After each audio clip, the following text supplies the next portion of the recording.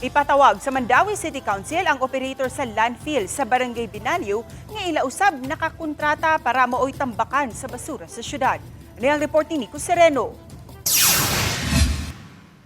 Bisan kun sa Cebu City direktang nahisakop ang Binaliw landfill, gusto karon sa syudad sa Mandawi mupaabot og financial assistance sa mga naapektuhan. Alang kini sa mga residente gyud sa Mandawi nga direktang apektado sa pagdahili sa gabundok nga basura. Any kind of assistance na pwede mahatag sa atong dakbayan, no?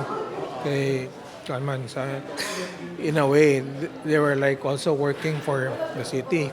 They're part of the waste management system workforce ba.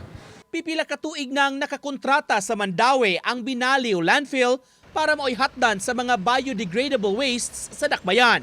Si kanhi Vice Mayor ug karon City Councilor Carlo Fortuna usa-usab sa naka-inspeksyon sa pasilidad kaniadto. Tuig 2019, dihang nahimo siyang acting mayor na aprobohan nila ang agreement tali sa Mandawi ug sa landfill facility. Nasurpresa siya sa itsura sa landfill karon itandi kaniadto. Ang among understanding ato ang landfill was kanang patag. Oh, kanang wa mo karon kita ko sa video.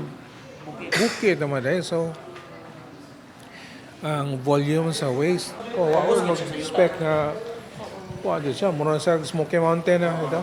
So klaro kayo nga marag kanang naabot yun ang peak sa landfill pero wala kay ba kung karosa. Kana gusto ta kay ba until when para makapreparar ang atong syudad. Sa sunod sesyon sa Konseho sa Mandawi, ipatawag ang tagduma sa landfill sa Binaliw. Uban ni Marlon Melgazo, Nico Sereno, Balitang Bisdak.